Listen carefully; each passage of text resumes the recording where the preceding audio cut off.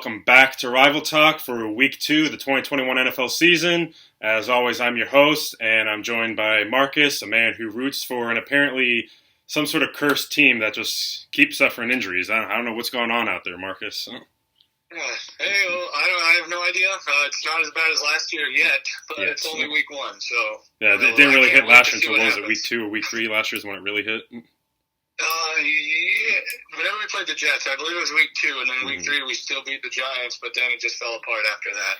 Yeah, so I don't know what your team did to piss someone in the universe off, but it's kind of odd. I don't know. It sucks, but it is what it is. Yeah. All right, well, week 1's in the books. Moving on to week 2. Pretty entertaining week 1 we had, capped off by quite an entertaining Monday Night Football game. Most of us out there probably watch the whole thing unless you're somebody who, would fall asleep during it. Not going to name any names. Oh, yeah, it wasn't me. Not at all. Not at all, nope. Nope. All right, just real quick, after week 1, all West teams are combined 8-0, so, that's pretty cool. We knew the West divisions were going to be some of the best this year, but, starting out 8-0 combined, that's pretty awesome. Indeed. Yeah, as we mentioned, that Monday Night Football game was pretty insane. The Eagles, I just want to say a quick thing about the Eagles because all throughout the offseason, I was kind of hyping them up and saying, don't sleep on them, Jalen Hurts. And so far, proving me right there, that was a pretty convincing win for Hurts and the Eagles. Yeah, I don't know if it was – obviously they're good. I don't know if the Falcons are just way worse than I thought they were going to be, but still, that was a dominating win. Yeah, it might be a little bit of both. And then the Chiefs are still the Chiefs. I really thought that you were going to have that one there, the Browns pick. That was looking pretty good there, but Chiefs are the Chiefs, and they can still score like that. So, it's kind of crazy. I thought, these upsets are not easy to pick, so you just kind of got to go with your gut. And, it was a good pick. I liked it. I was feeling pretty good. Yeah. Yeah. All right, so we're going to get going with week 2. Before we do that, though, we didn't forget to mention one thing last week that Marcus and I are doing to kind of spice up the competition this year. I'm not just creating this right now just because I'm ahead 3. I'm 3-1. He's 1-3. This isn't a thing. I'm just making up as we go. We did discuss it, contrary to what he might tell you. So we have a little deal going on this year. Whoever wins the picks, basically it's going to be the equivalent of a roughly $80 to $100 bet because the winner, if Marcus wins, he's going to get 3 of those player jersey things because he doesn't like to wear actual jerseys. Whereas if I win, I'll get an actual jersey, so roughly equivalent, $80, $100 give or take bet. So, yeah, so we did discuss that. We just forgot to mention it last week. Yeah, I should have picked a little better last week, obviously. Well, hey, I was ahead pretty much all of last year. I don't think you got ahead until right at the end, so... You know what, you're right. That was weird. Yeah, so not over till let's it's try over. that again. All right, so we'll go ahead and get into week 2. As I mentioned, Marcus starts off 1-3, while I start off 3-1. So I have a 3-1 lead, so that's always a great thing to have. We'll get going into our locks. So, Marcus, your lock this week. What do you got? My lock, I'm going Denver Broncos over the Jaguars. I did not like a single thing I saw out of Urban and the Jaguars last week, and the Broncos look a little bit better than I thought they were going to look. I thought their defense would be good, but Bridgewater's a nice stabilizing force there. That's why I'm going Broncos over Jags. How much? You got a line? Let's go. I'm going to go 31. Oh, sorry. Let's just go with I'm going to go by 10. 10, okay. Broncos by 10. Yeah, seems to be some drama brewing, too, in Jacksonville with Urban Meyer's coaching. Yeah, a lot of players, coaches might not like him. Yeah. That's all rumors, but I can't imagine it's not that far from the truth. No, that's all. Yeah, not at all. All right, my lock, just going based off last week's performance, I'm taking my lock as the Rams over the Colts, taking the Rams by 11. The Colts offensive line did not look good whatsoever, and we all know the Rams have a dominant pass rush, so that's just a mismatch to me. So I think the Rams handle that with ease, and the Colts, shockingly, I think actually start 0-2. So give me the Rams over the Colts by 11. I would agree with you. All right, your upset pick this week. What do you got? All right, my upset. I didn't like a lot of them, but I'm going to go New York Giants over Washington football team, mostly because of Fitzpatrick getting injured. I think that could be an upset. The Giants are, I believe, favored by like 2, but I'm going to go Giants by 4. Giants by 4, okay. Yeah, there wasn't many games really look at it and say that this was an upset, because I don't necessarily know if Giants over the football team would qualify as an upset, but for this I'm week. just going by spread. So you're going by spread. Oh, you're really getting okay. Yeah. I'm not even looking at that stuff. You're really getting more into it than I am. Okay. Yeah, well, I thought that's what we were doing. I'm just going based off what I see and all that. So sure. All right, so Giants over football team by 4. All right, my upset. This might be a little bold, but you know what? I think this team usually drops some games that they should win, especially with Kingsbury as their coach. Who knows? I'm taking the Vikings over the Cardinals by 2. I know the Cardinals kind of came out hot last week and looked really good over the Titans, but I think they're a team that can look really good one week, but then flop the next. So I think that might happen. So yeah, give me the Vikings by 2. You don't know how much I hope you're right on that one. Yes. Even if I have to pay money in the end of the season. All right, so your random game of the week I'm giving you this week. I'm going. Give me your choice between the Dallas Cowboys at the Los Angeles Chargers. Oh, man. Okay, I liked what I saw from Dallas last week. I really did. Besides the defense, of course. Mm-hmm. Chargers were impressive enough against a pretty good defense, but I'd like to see more from them too. Man.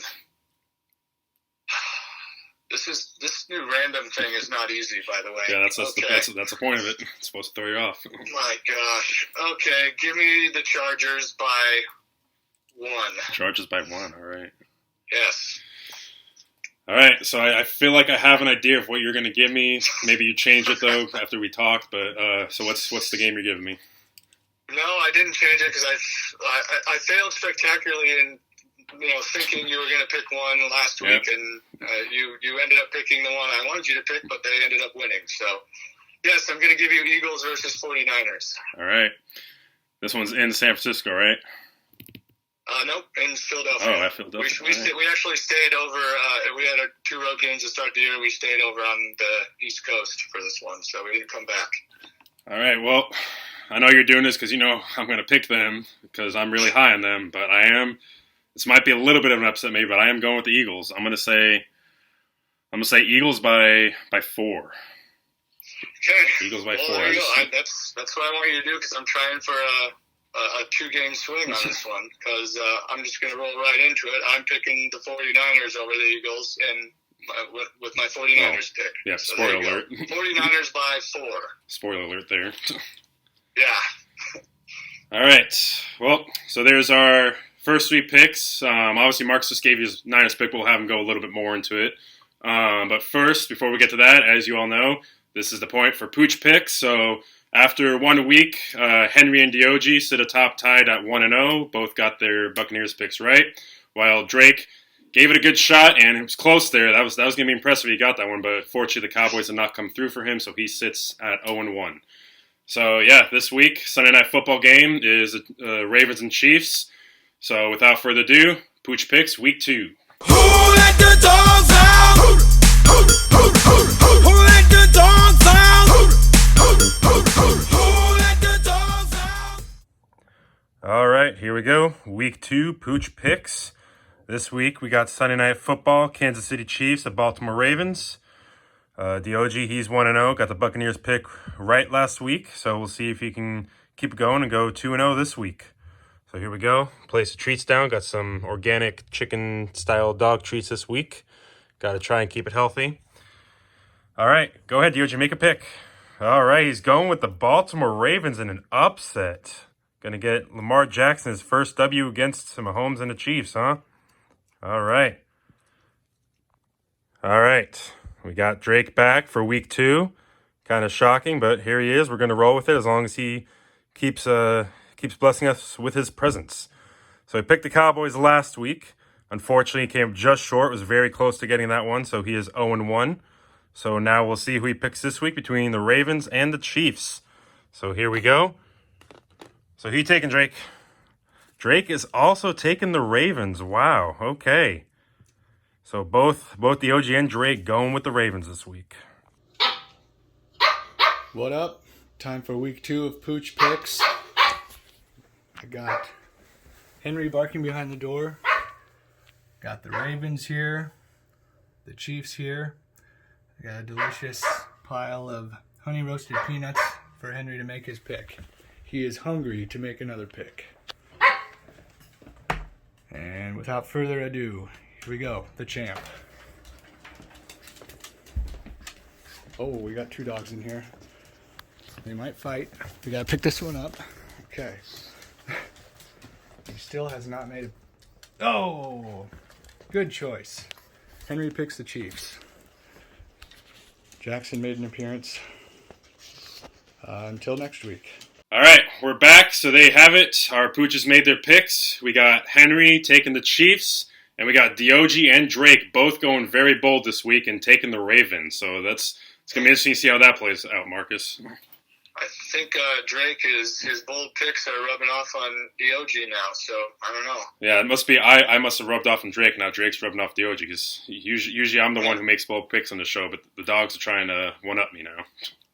Henry with a safe bet, but I like his pick. I think we'll see what happens. But I do like his pick. Almost had a new entrant, Jackson. Seeing Jackson there in the video, but yeah, he snuck into that room, and my dogs don't really like each other. It's weird, but they kind of fight over food sometimes, and I was a little worried for a half second, but I picked up Jackson before he realized there were honey roasted peanuts on the ground. So. Crisis averted. Yeah, this episode might have been rated R if that would have happened. Yeah. All right, so there's our Pooch Picks for this week. We'll see who comes out on top this week. And with that, I know you already gave us the pick, but why don't you go ahead and just kind of discuss real quick what you saw last week in the Niners and what you think is going to happen this week against the Eagles. Yeah, so we'll talk a little bit about last week's game. I mean, for 3 quarters, they were dominating every facet of that game against the Lions. There wasn't a thing they were doing wrong for the most part, except maybe a little bit, a couple rushes up the middle the Lions had that we weren't stopping for whatever reason. But I think it was 41-13 at one point. Something like that, yeah. I remember seeing the score. Or 41-17 perhaps, 41-17. And the game was pretty much over. And then all of a sudden, the tide just turned. You could just see the mental part just kind of shut off. They got comfortable, and you can't do that in the NFL. And I really hope it's a little bit of a wake up call for them. That doesn't matter who you're playing, Detroit Lions, Jacksonville Jaguars, whatever. You got to play 4 quarters, and I can only just hope it's a wake up call for them. I was gonna say it kind of reminded me of some of the Seahawks games last year where they got out to a nice lead, but then they started to blow it. That's what it seemed like. Yeah, and honestly, I haven't seen the 49ers ever really do that before. They're usually either just down the entire game or up the entire game, or it's very close to the entire game. I've never really I haven't experienced this before, and it was kind of nerve-wracking at the end. I was honestly it's fun, isn't expecting it to keep going wrong and then to lose. Yeah, it's quite a ride, isn't it? Yeah, I don't like it, so I don't want that to ever happen again. So, but welcome to what 2020 was for me. Yeah, your games were absolutely insane last year. I sat back and watched from afar, obviously, and didn't have the vested interest in it, but I can only imagine how many years that took off your life. Yeah, quite a few. Yeah, but it definitely could have went better. We had a couple injuries. Raheem Mostert's out for the season now. He's opted to have surgery because he's a free agent next year. Yeah, that sucks. But we got enough running backs. I'm not really worried about that one so much. Elijah Mitchell, the rookie that came in for him, looked Raheem-like basically the entire game. I was pretty impressed. He was super quick and got to the hole out there, averaged about 6 yards a carry, had 100 yards. I believe he set a rookie record for there was a first rookie to ever play week 1 and get 100 yards. And I think Alfred Morris was the last guy to get close. He had 94, I think. I don't know, something like that. But all I know is that he looked really good. And so I'm not really worried about that. But we did lose a starting cornerback, Jason Verrett, for the entire year. Yeah, that one's going to hurt. That's a hurt. That's a big-time hurt for sure. We were missing our second best cornerback for that game, Emmanuel Mosley. He didn't play, and he's supposed to play this week, so he'll be back. So that's good. And then the rookie that came in for Emmanuel Mosley last week, his name's Diamador Lenore, and he was awesome. So if he can just keep playing like he's been playing all off season, and we don't sustain another injury, which man, it's probably going to happen. I don't have any confidence anymore that we're not just going to keep getting injured. So I don't know. But if there's not another injury in the secondary, we're going to be fine. But it's we're close to one more. We're close to having some pretty bad players in there a little bit too often. Yeah, for sure. That's about it. Other than that, Jimmy Garoppolo played well. He actually looked awesome, I thought. The offensive line was ridiculously good. No sacks, only allowed one pressure, I think, and I saw them pancaking guys left and right. It was pretty good to watch. So hopefully that keeps up. Obviously, I liked the game up until 8 minutes left. Right, that was when it started. I think 8 minutes left, and then it just all got very close. Kind of went downhill. Yeah. Well, a win's a win, and now I'm looking forward to this week. I don't really have a whole lot of. I prefer to do my analysis after the game, so I'll talk about it more next week. But just got to somehow stop Jalen Hurts, which is not possible. You just have to maybe contain him a little bit. We'll probably get Fred Warner to spy him, which will open up the run game for them a little bit. So you just you hope to just contain them as much as you can and not let Devontae Smith, the wide receiver, also get free for a long touchdown. They seem to rebuild that connection pretty fast there. Yeah, they really did. So the Eagles are definitely, you were probably way more right than I was, that's for sure. So it's no longer an easy game.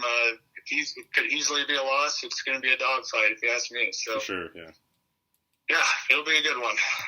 So you had your pick. You said Niners by 4, right? Yes, I'm going to pick Niners by 4, somewhere around 24 to 21-ish. All right, we'll see if this swings your way this week.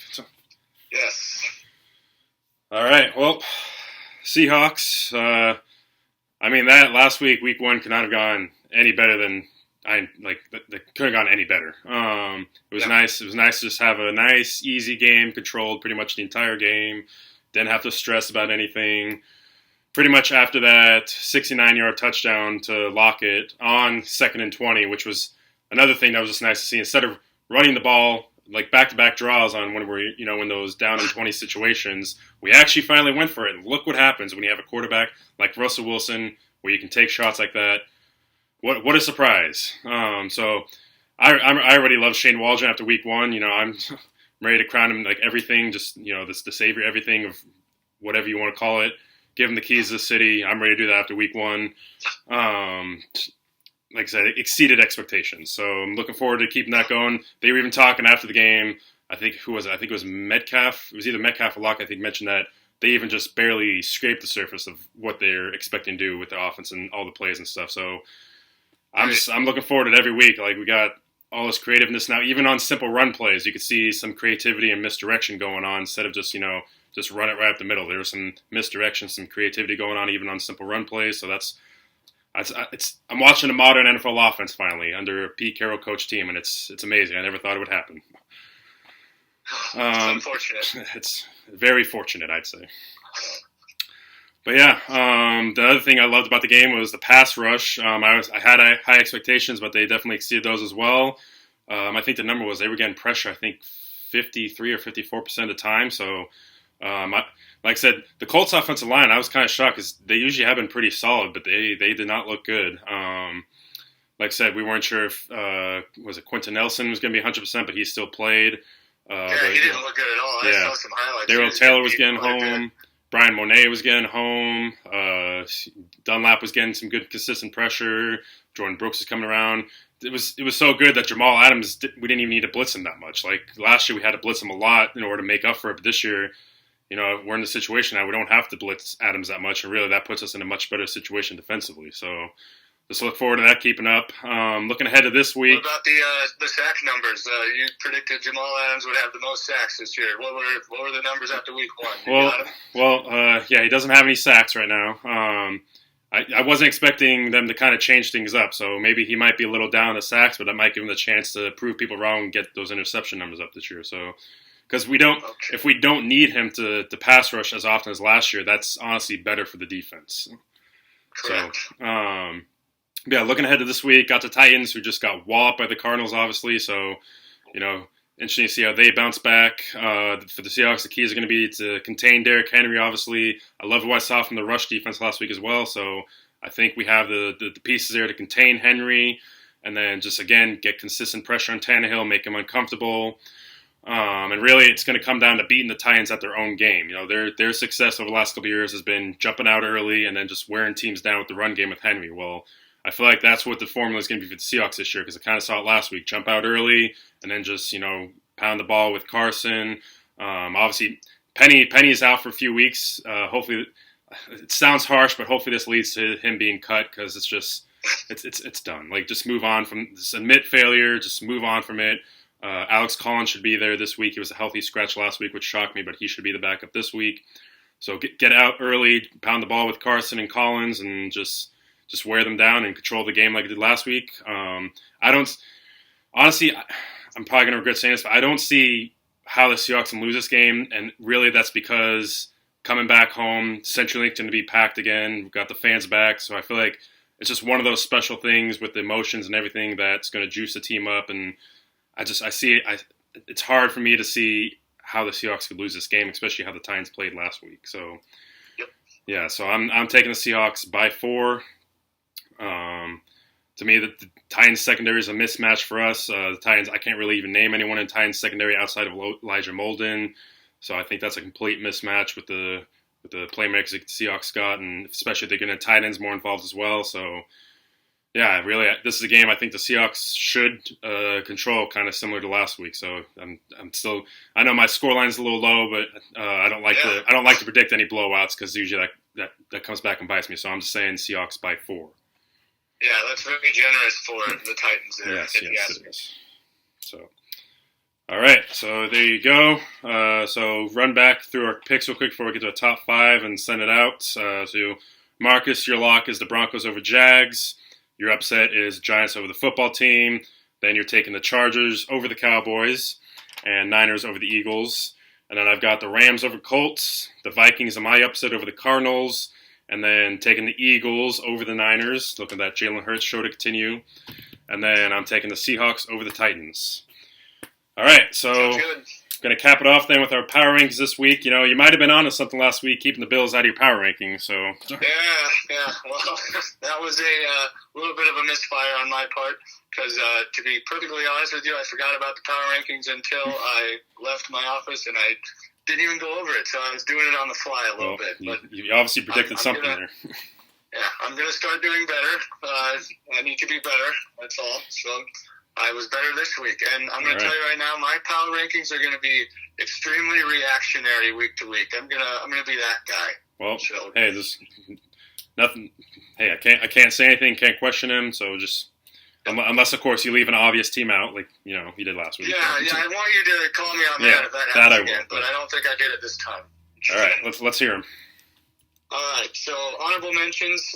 I'm going Bills, Browns, and Cardinals. So those would be like your 6-ish. Right. Number 5, I got Seattle Seahawks. Number 4, LA Rams.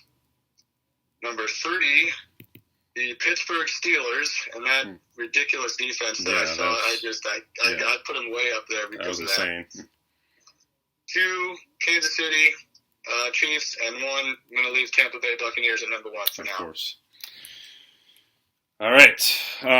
We've actually got a similar top 5, just jumbled up differently. So first off, my honorable mentions, like you could say, 7 and 6.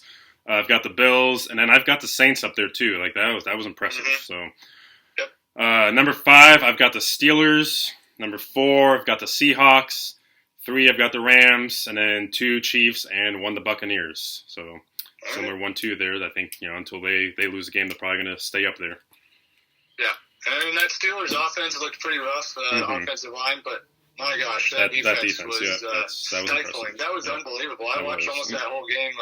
It was on the other side of the 49ers game at the bar that I was at.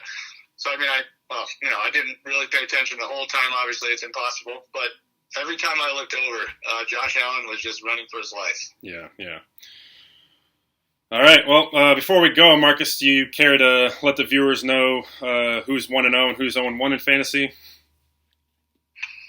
Oh, just like I said all last week, congratulations on your victory. And now it rings true. And like I thought, I think I scored the least amount of points in our entire league. So Yeah, that awesome. was a rough week for you. Yeah, every player I had that's good did absolutely nothing. It was unbelievable. It was very nice to see. So Yeah, so great. Congratulations on your victory, and Yep. congratulations on your next victory next time you play me as well. well, that'll be at the end of the season, week 14. So Yep, there you go. 3-0 in the regular season, but 0-1 when it matters. So what's the point? Do we want to throw a quick mention to our college teams? Not even worth it. No. What college team? Oh, my Yeah, God. Yeah, no, Washington's just- looking pretty good over there. Yeah, and good luck to you this week against Oklahoma. So We thought might through. lose by less than 28, but I'm not sure. I wouldn't bet on that. Nope, I wouldn't either. All right, so on that note, we'll send it out for the week. Looking forward to another exciting week 2. Marcus, any final thoughts? No, I think you pretty much covered it all, as you always do. You're a pretty great host. All right, and hey, you're a pretty great co-host, so appreciate it. Wow.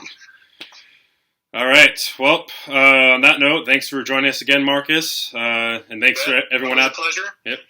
Thanks to everyone out there for watching. Be sure to hit that subscribe button, follow me on Twitter, like and share the video, and as always, go Hawks!